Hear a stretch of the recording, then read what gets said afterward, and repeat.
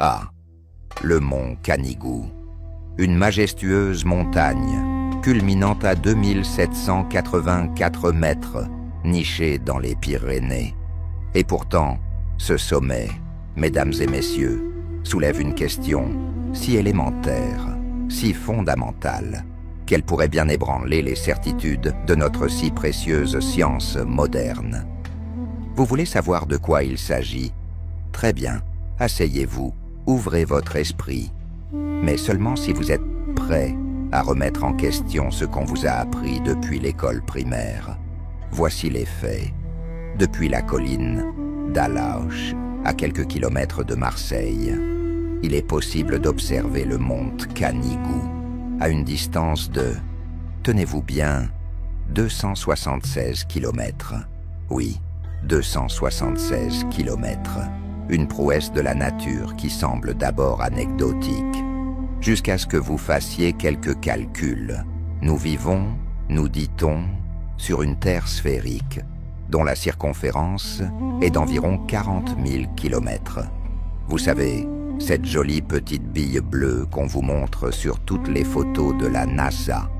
Et, sur une sphère de cette taille, il y a un phénomène que nous ne pouvons pas ignorer, la courbure.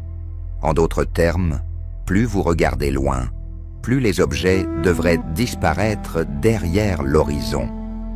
Et pour une distance de 276 km, cette courbure, d'après les calculs trigonométriques, représente, tenez-vous bien, environ 5,5 km, 5 km et demi.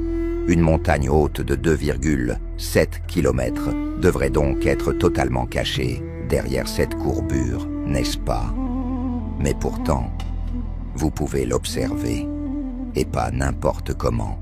Vous pouvez voir la silhouette du mont Canigou, parfaitement découpée à l'horizon, lorsqu'il est illuminé par le coucher de soleil. Une silhouette, une ombre projetée devant cette source lumineuse qu'est notre cher soleil. Fascinant, non? Mais attendez, je ne suis pas encore arrivé à la meilleure partie. Face à ce phénomène, nos amis scientifiques, ces gardiens autoproclamés de la vérité, ont une explication toute prête. La réfraction atmosphérique. Oh, quel joli terme, n'est-ce pas?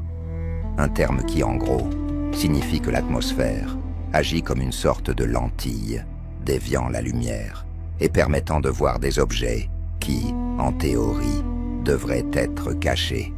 Élégant, mais y croyez-vous vraiment? Car permettez-moi de souligner une absurdité flagrante.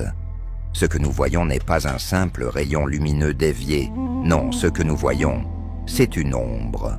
Oui, une ombre nette et précise. Et qu'est-ce qu'une ombre, mesdames et messieurs? La définition même de l'ombre, c'est l'absence de lumière causée par un objet opaque, interposant une source lumineuse. En l'occurrence, le soleil, qui se couche derrière le mont Canigou, projette cette ombre, rendant visible la silhouette de la montagne.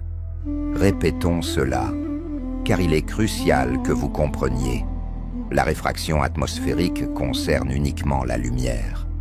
Elle ne fait que dévier des rayons lumineux, rien de plus. Elle ne dévie pas l'absence de lumière. Une ombre, par essence, n'est pas de la lumière déviée. C'est une interruption de lumière. Alors comment se fait-il que cette silhouette, cette ombre, soit visible à une distance de 276 km, alors qu'elle est supposée se trouver 5,5 km sous l'horizon théorique? La vérité, mes chers amis, c'est que nous sommes face à une incohérence flagrante.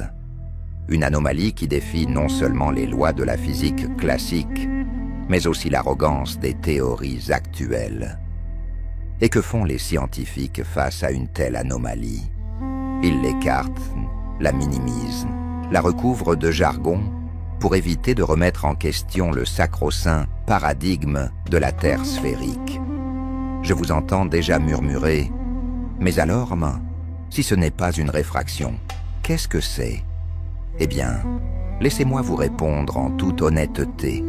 Je n'ai pas toutes les réponses, mais ce que je sais, c'est que nous devons arrêter d'accepter aveuglément des explications bancales.